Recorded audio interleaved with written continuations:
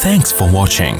Don't forget to like, comment, share and subscribe to Mufti Tariq Masood, famous scholar. جب بھی ہم جو حکمت والا آدمی ہے نا، حکمت والا آدمی، وہ جب بھی کسی کو کوئی خبر دیتا ہے تو وہ ایسی خبر کی سلیکشن کرتا ہے جس خبر میں کوئی آرڈر چھپا ہوا ہوتا ہے. جس خبر میں کوئی آرڈر نہیں ہوتا، معلومات برائے معلومات ہو، حکمت والا آدمی ایسی خبریں نہیں دیتا. پشتوں میں خبر کو خبر کہتے ہیں نا، خبر اوری کا نا، یہ سننے میں آتا ہے، لوگ بول رہے ہیں خبر اوری کا نا. کیا مطلب ہے اس کا؟ خبر سن رہے ہو، وہ کہتے ہیں اورما. بس ہمیں بھی کچھ پشتو تھوڑی تھوڑی آتی، خبر اوری کا نا، وہ کہتے ہیں کانا. تو جب کوئی حکمت والی ذات کسی کو خبر دیتی ہے تو وہ خبر برائے خبر نہیں ہوتی. جیسے قرآن میں یہ نہیں ہے کہ سورج مشرق سے نکلتا ہے مغرب میں غروب ہوتا ہے. بھائی یہ تو سب کو پتہ ہے، تو کیا کریں؟ مشرق سے نکلتا ہے اور مغرب میں غروب ہوتا ہے تو ہوتا ہے. لیکن قرآن میں اگر کوئی خبر دی جائے گی، میں اس کو پہلے مثال سے سمجھاتا ہوں کہ حکمت والا آدمی جب کوئی خبر دیتا ہے تو خبر میں کوئی آرڈر چھپا ہوا ہوتا ہے. مثال کے طور پر آپ کی بیگم نے آپ کو کہا کہ بکرے کا گوشت لے آئیں 5 کلو. بیگم کچھ بھی کسی بھی ٹائم پہ کہہ سکتی ہے کیونکہ گورنمنٹ کی طرف سے اسے کچھ کہنے پر کوئی پابندی، بولو بھائی، نہیں، کچھ بھی کہہ سکتی ہے. آج بکرے کا گوشت کتنا لے آئیں؟ ایک متوسط درجے کی آمدن والے کو اس نے کہہ دیا کہ بکرے کا گوشت 5 کلو بغیر ہڈی کے لے آئیں. ایک تو بکرے میں ویسے ہی ہڈی زیادہ، گوشت کم ہوتا ہے، اوپر سے وہ بھی جب بغیر ہڈی کا، تو پھر اس کا مطلب کہ بکرا ہی، یعنی بکرے میں سے ہڈی نکل گئی تو رہا کیا. تو آپ جواب میں بیگم کو ایک خبر دیتے ہیں. خبر یہ دیتے ہیں کہ بکرا بہت مہنگا ہو گیا ہے. ایک نیوز ہے نا، بکرا بہت مہنگا ہو گیا ہے. مطلب آپ کا بکرے کی مہنگائی کی اطلاع دینا نہیں ہے، وہ تو اخبار میں بھی پڑھ سکتی ہے، نیٹ پہ بھی دیکھے جا سکتے ہیں کہ بکرے کے ریٹ آج کل کیا چل رہے ہیں. اس خبر کے پیچھے ایک آرڈر چھپا ہوا ہے کہ مہنگا ہو گیا ہے، لہذا یہ گوشت، بولو نا بھائی کیا ہو گیا یار، یہ نہ منگواؤ، بچیا منگوا لو، مرغی منگوا لو. تو یہ خبر برائے خبر نہیں ہے، اس خبر میں ایک آرڈر چھپا ہوا ہے، لہذا یہ مفید خبر ہے، یہ صرف جنرل نالج کے لیے نہیں ہے. تو اس خبر کو ہم فضول خبر نہیں کہہ سکتے، بلکہ یہ وہ خبر ہے جس سے عمل کا تعلق ہے. بہت سے لوگ بہت کچھ معلوم حاصل کرنے کی کوشش کرتے ہیں نا. ابھی کچھ دن پہلے میرے پاس ایک سوال آیا ہوا تھا، موسیٰ علیہ السلام کی والدہ کا نام کیا ہے؟ اب میں اگر خبر دیتا کہ فلاں نام ہے، اس کا کوئی فائدہ ہے؟ کوئی فائدہ نہیں ہے. تو بھئی کیا جو بھی نام تھا، بس قرآن نے کہا موسیٰ، موسیٰ کی ماں. تو وہ خبر جس کے پیچھے آرڈر چھپا ہوا ہوتا ہے وہ حکمت والی خبر کہلاتی ہے. قرآن، اب وہ الگ بات ہے جب آپ بیگم کو یہ بتائیں گے کہ بکرے کا گوشت مہنگا ہو گیا ہے اور اس کے اندر آرڈر چھپا ہوا ہو کہ میرا مقصد ہے کہ بکرے کا گوشت نہ منگواؤ، تو بیگم صاحبہ بعض دفعہ گھنی بن جاتی ہیں اور وہ خبر کو ایسے ہی ڈیل کرتی ہیں جیسے آپ خبر ہی دے رہے ہیں. تو وہ فوراً بتائیں گی کہ میری نالج میں اضافہ کرنے کی ضرورت نہیں ہے، مجھے پتہ ہے کہ بکرے کا گوشت ہمیشہ سے مہنگا ہی رہا ہے. تو یہ ہوتا ہے، وہ بیگم یہ سمجھ جائے، اصل میں سمجھ رہی ہوتی ہے کہ میاں کا مقصد کیا ہے، لیکن وہ بات کو کیا کر دیتی ہیں؟ پلٹ دیتی ہیں کہ بلا وجہ مجھے یہ نالج دینے کی ضرورت کیا ہے. جیسے ایک آدمی نے کسی ہٹے کٹے فقیر کو دیکھا، فقیر نے اس آدمی سے کچھ پیسے مانگے، تو آدمی نے کہا کہ بھائی اتنے ہٹے کٹے ہو کے بھیک مانگتے ہو، شرم نہیں آتی؟ تو اس نے کہا میں نے پیسے مانگے ہیں، مشورہ نہیں مانگا. تو اصل میں وہ جو اس نے مشورہ دیا تھا نا, وہ مشورے کے اندر ایک آرڈر چھپا ہوا تھا کہ میں تمہیں بھیک نہیں دینا چاہ رہا, لیکن وہ فقیر ڈیڑھ ہوشیار تھا, اس نے بات کو کیا کر دیا, گھما دیا. تو اس طرح بعض لوگ بات کو گھماتے ہیں. پروفیسر غامدی صاحب آج کل بہت آ رہے ہیں مارکیٹ میں, ان سے کسی نے سوال کیا کہ آپ انکار کرتے ہیں رجم کا. میرا پچھلا بیان اس پہ ہوا تھا نا کہ زانی کی سزا اسلام میں کیا ہے, جو شادی شدہ مرد اگر زنا کرے تو اسلام میں سزا یہ ہے کہ پتھروں سے مار کے اس کو ہلاک کیا جائے. غامدی صاحب نے اس کا انکار کیا, اس سزا کا, کہ یہ نہیں ہے اسلام میں. تو ایک خاتون نے ان سے سوال کیا کہ چاروں امام جو اتنے بڑے بڑے مجتہد تھے, اسی طرح بڑے بڑے محدثین, سب اسی کے قائل ہیں کہ شادی شدہ مرد اگر زنا کرتا ہے تو اسے پتھروں سے مار کے ہلاک کیا جائے گا. تو کیا ان لوگوں کو قرآن و حدیث سمجھ میں نہیں آیا؟ بات آ رہی ہے سمجھ میں؟ تو پروفیسر صاحب نے جواب یہ دیا کہ یہ سب ہمارے لیے قابل احترام تھے, لیکن ہمیں قرآن نے قرآن کو فالو کرنے کا حکم دیا ہے, کسی مجتہد محدث کو فالو کرنے کا حکم نہیں دیا. بات الفاظ ہو سکتے ہیں میری ورڈنگ اپنی ہو, مفہوم اس کا یہی تھا. بات آ رہی ہے سمجھ میں؟ کہ ہم یہ سب ہمارے لیے قابل احترام ہیں, مگر غلطی سے پاک کوئی بھی نہیں ہے. تو ایک طرف ہمارے سامنے قرآن و سنت ہوگا, دوسری طرف ہمارے سامنے یہ بڑے بڑے ائمہ ہوں گے, تو ہم فالو قرآن و سنت کو کریں گے, ان اماموں کو نہیں کریں گے. یہ بالکل ایسے ہے جیسے آپ کی بیگم نے کہا کہ بکرے کا گوشت 5 کلو چاہیے, آپ نے کہا بیگم مہنگا ہو گیا ہے. بیگم نے کہا کہ میں نے یہ نہیں پوچھا کہ بکرے کا گوشت مہنگا ہے یا سستا, یہ سوال میں نے کیا ہی نہیں. اور آپ ہکا بکا ہو جاتے ہیں بیگم کا یہ جواب سن کے, حالانکہ آپ نے جو آرڈر دیا ہے وہ اس خبر میں آرڈر چھپا ہوا ہے. بیگم اس آرڈر کو کیا کر رہی ہے, وہ پی گئی, بات گھما دی اس نے. تو وہ تو بیگم ہے, چلتا ہے. اگر وہ باتیں نہ گھمائیں تو پھر مکھنچو ٹائپ کے مرد بھی تو ہوتے ہیں نا, وہ تو کوئی حقوق ہی پورا نہ کریں, اس کا تو پھر بھی ٹھیک, اس پہ سوٹ کرتی ہے یہ چیز, مگر غامدی صاحب پہ ایسی چیزیں سوٹ. بھائی بیگم اگر ٹوپی نہ کرائے میاں کو, تو میاں بھی تو ٹوپیاں ہی کرا رہے ہوتے ہیں نا آج کل. وہ کون سے پورے صحیح چل رہے ہیں؟ اگر سیدھی سادی بیوی کسی کو مل جائے تو میاں حقوق ادا کرے گا؟ کہاں, کون ادا کرتا ہے؟ یہ تو سالوں کے ڈر سے تو حقوق ادا ہو رہے ہیں. اللہ کے ڈر سے کر رہا ہوتا تو پہلے نماز نہیں پڑھتا. او بھائی, اللہ کے ڈر سے اگر کوئی بیوی کے حقوق ادا کر رہا ہے تو اللہ کے ڈر میں تو سب سے پہلے کیا ہے؟ نماز ہے. تو اس کا مطلب ہے یہ جو بیوی کے حقوق ادا ہو رہے ہیں یہ اللہ کے ڈر سے نہیں ہو رہے, یا تو بیوی کے اپنے ڈر سے ہو رہے ہیں کہ وہ ناراض ہو جائے گی, یا اس کے بھائیوں کے ڈر سے ہو رہے ہیں. اس لیے میں بار بار کہتا ہوں, دیکھو بچے مت روکو. اس کا ایک بڑا نقصان یہ ہے کہ تم اپنی بیٹیوں کے لیے بھائی چھوڑ کے نہیں جاؤ گے دنیا سے. نسل روکنے کا نقصان یہ ہے کہ ایک آدھ بچہ یا ایک آدھ بیٹی جب وہ شادی ہو کے جائے گی نا جس خاندان میں, ان کو پتہ ہے اس کے پیچھے پوچھنے والا کوئی بھی نہیں. باپ تھا وہ تو مر گیا یا بوڑھا ہو گیا, وہ تو مر گیا, تو پیچھے بھائی ہونے چاہیے. چھوڑتے ہوئے 100 دفعہ سوچے کہ یار میں نے اس کو طلاق دی, تو پیچھے 5-6 سالے کھڑے ہوئے ہیں. حقوق حق تلفی کرتے ہوئے 10 دفعہ سوچے, پیچھے کوئی ہے ہی نہیں, بھائی بہن ہے ہی نہیں. تو یہ سارا سیٹ اپ کیا ہو رہا ہے, برباد کر دیا ہمارا. تو ان سے یہ سوال پوچھا کہ آپ جو ہے زیادہ قرآن سمجھتے ہیں ان ائمہ کی نسبت؟ تو انہوں نے جواب یہ دیا کہ جب ایک طرف قرآن ہو اور ایک طرف یہ بڑے بڑے ائمہ ہو تو ہم فالو کس کو کریں گے؟ قرآن کو. حالانکہ پوچھنے والی خاتون کا یہ سوال نہیں تھا, سوال گھمایا ہے.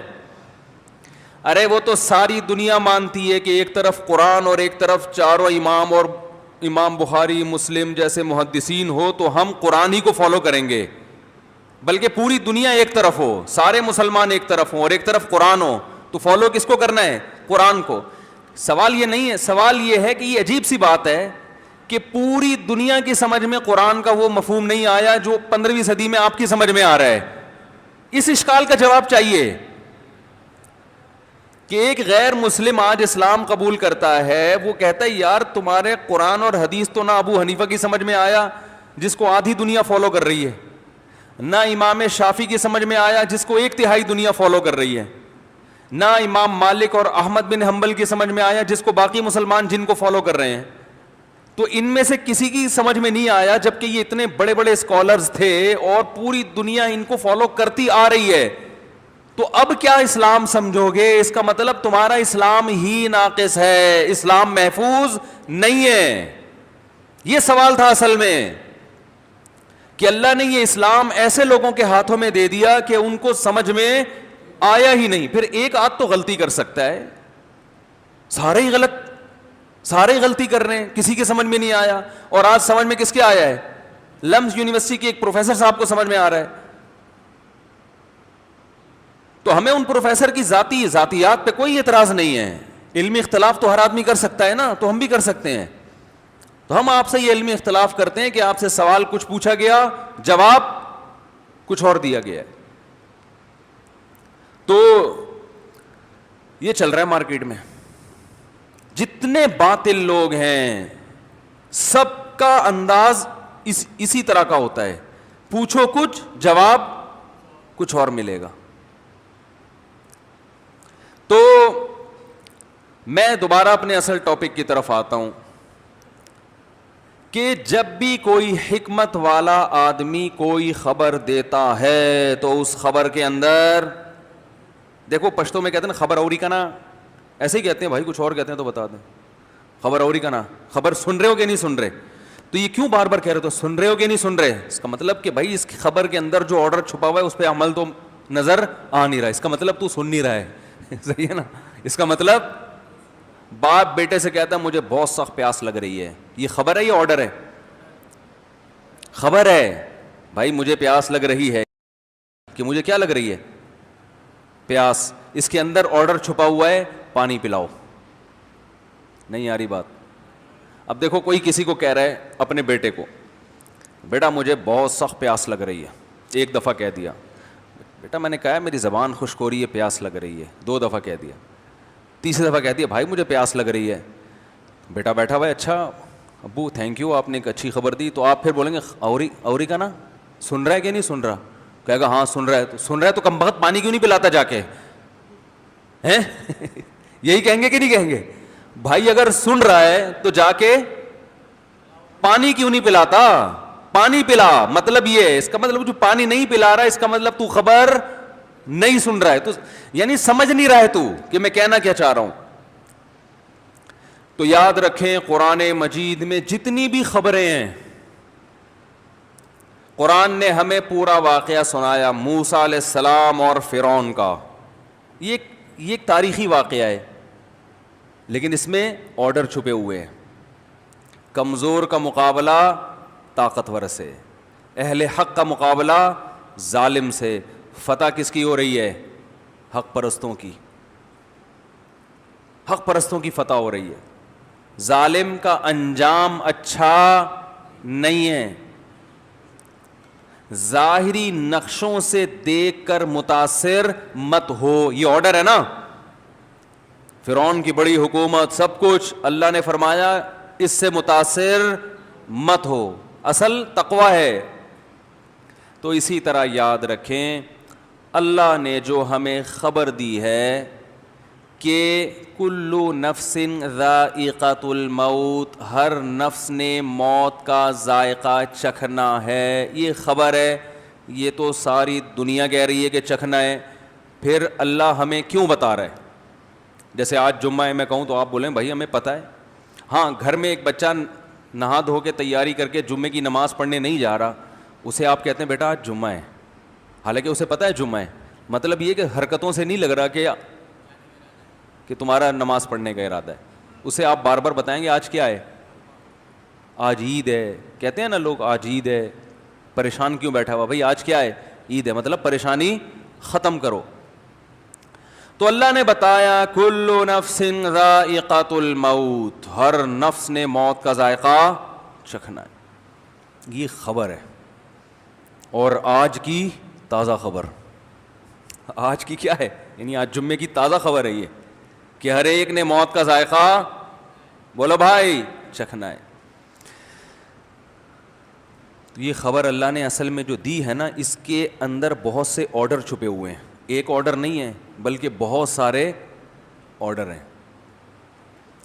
نمبر 1 کہ یہ تو تمہیں پہلے سے پتہ ہے کہ موت کا ذائقہ چکھنا ہے, لیکن تمہاری حرکتوں سے لگتا ہے کہ تمہیں یہ یقین ہے کہ موت کا ذائقہ نہیں چکھنا. جیسے جمعے کے دن کوئی نہا دھو نہ رہا ہو, یا کسی بچے کے امتحان سر پہ کھڑے ہوں اور وہ بنٹے کھیل رہا ہے, ڈبو کھیل رہا ہے, تو ابا کہیں گے بیٹا کل تمہارا پیپر ہے. حالانکہ اس کو پتہ ہے کہ پیپر ہے, لیکن اسے یاد دہانی کے لیے کہ بھی کیا کر رہا ہے بھائی. تو بچہ کہے گا ابو مجھے تو پتہ ہے کہ کل پیپر ہے, پہلے سے پتہ ہے. تو بیٹا حرکتوں سے لگتا ہے کہ تمہارا یہ خیال ہے کہ کل پیپر نہیں ہے. جن کا کل پیپر ہوتا ہے ان کی حرکتیں ایسی نہیں ہوتی. تو اللہ بھی بتا رہے ہیں کہ ہر نفس نے موت کا ذائقہ چکھنا ہے. اے اللہ ہمیں تو پہلے ہی پتا ہے, ہمیں کیوں بتا رہے ہیں؟ اللہ کہہ رہے ہیں اس لیے بتا رہا ہوں کہ تمہاری حرکتوں سے لگتا ہے کہ تمہیں یہ خبر ہے نہیں. تمہاری حرکتوں سے لگتا ہے کہ تم میں سے ہر شخص قیامت کا اعلان کر کے دنیا سے جائے گا. ہر شخص جو ہے وہ ہمیشہ زندہ رہے گا. تمہاری حرکتوں سے ایسا لگتا ہے. نہیں آ رہی بات؟ میرا خیال ہے. دوسری بات, حرکت سے نہیں, حرکتوں سے. جیسے وہ بچہ جو ہے نا جس کا کل پیپر ہے, ڈبو بھی کھیل رہا ہے, اور جب ڈبو کھیل کے آیا تو سو گیا. تو ایک حرکت سے لگ رہا ہے کہ کل پیپر نہیں ہے, یا حرکتوں سے؟ ایک حرکت ہوتی ہے نا, تو ہم کہتے ہیں اس کھیل چھڑا دو. وہ تو ساری حرکتیں ایسی ہیں جس سے لگتا ہے کہ یہ اس کے ذہن میں ہے ہی نہیں کہ کل پیپر ہے. تو ہماری ایک حرکت نہیں ہے بھائی, بہت ساری حرکتوں سے پتہ چلتا ہے کہ ہمارا یہ کانسیپٹ ہے کہ مرنا نہیں. ایک حرکت یہ بھی ہے کہ موت کی بات اچھی نہیں لگتی. کسی محفل میں بیٹھو, بولو ہم سب نے مرنا, کیا ہو گیا بھائی, کون مر رہا ہے یہاں, سب فٹ فاٹ ہیں, صحت مند ہیں, کیا ہو گیا ہے بھائی؟ یہ ہوتا ہے نا کہ موت کیوں بلا وجہ اچھے بھلے بیٹھے ہوئے, تو آگے بلا وجہ قبر لگا کے رکھی ہوئی تو نے.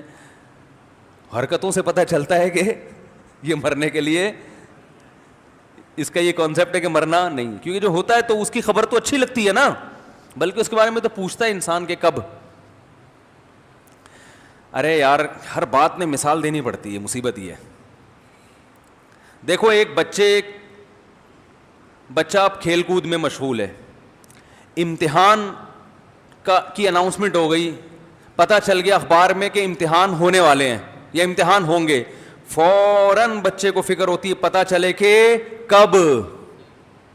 نہیں آ رہی بات؟ فوراً اس تجسس میں لگ جائے گا کہ ڈیٹ پتہ چلے کہ کب, کیونکہ پھر اس نے تیاری کرنی ہے. تو ہمیں جب پتہ ہے کہ مرنا ہے تو ہمیں تو فوراً اپنے بارے میں یہ سوچنا چاہیے کہ کب وہ دن آئے گا. تو اگر کوئی آپ سے بات کر رہا ہو کہ بھائی آپ کی باڈی کا اسٹرکچر دیکھ کے ایسا لگتا ہے کہ 10-15 سال سے زیادہ چلنے والی کہانی ہے نہیں, خوش ہونا چاہیے, چلو آپ نے بتا دیا, ورنہ میں تو 48 سال سمجھ رہا تھا. لیکن غصہ آئے گا کہ نہیں آئے گا؟ وہ کیسی باتیں کر رہا ہے ابے, کیوں بلا وجہ بیٹھے ہیں, اچھی اچھی باتیں کرو. کیا کرونا لگا کے رکھی ہوئی ہے کہ لوگ مجھے بھی یہی کہتے ہیں کہ یار ہر وقت کرونا لے کے بیٹھے ہوئے, کرونا سے ڈرا رہے ہو. کرونا سے تھوڑی ڈرا رہے ہیں, موت کی تیاری کے لیے آپ کو کہہ رہے ہیں کہ پہلے سے تیار. نہیں مرے تو اچھی بات ہے, مر گئے تو پہلے سے توبہ طائب کر کے نکل لیں گے. کیا خیال ہے؟ یہ کہنا چاہ رہے ہیں جو آپ سمجھ نہیں پا رہے. تو دوسرا ہم یہ بھی کہہ رہے ہیں کہ اللہ مارے تو ٹھیک ہے, خود سے مرنے کی زبردستی کوشش نہ کرو نا. تیاری, جتنی تیاری کا ٹائم مل جائے اچھا ہے نا. ارے ایک بچے کو بتایا جائے کہ جنوری میں پیپر ہیں, وہ کہے گا یار اچھا ہے, 4 مہینے بھی تیاری کے لیے ہیں, اور اسے آپشن دیا جانی جی کل ہی پیپر ہے, تو کہے گا یار تھوڑا ٹائم دے دو تو اچھا ہے, اچھے نمبر آ جائیں گے. تو ہم بھی کہتے ہیں زندگی کا تھوڑا ٹائم مل جائے تو جنہوں نے توبہ نہیں کی ہے وہ توبہ کر لیں. کیا خیال ہے؟ کچھ اپنے اعمال کو سیدھا کر لیں, کیونکہ ابھی فوراً مر گئے تو میرا خیال ہے ہم میں سے کوئی ایسا نہیں ہے جو اتنا نیک ہو کہ سیدھا کہاں جائے, جنت میں. کچھ ہم لوگوں کے اعمال کو اتنے اچھے تھوڑی ہیں. تو اللہ نے ہمیں جو موت کی خبر دی اس خبر میں بہت سارے آرڈرز چھپے ہوئے ہیں.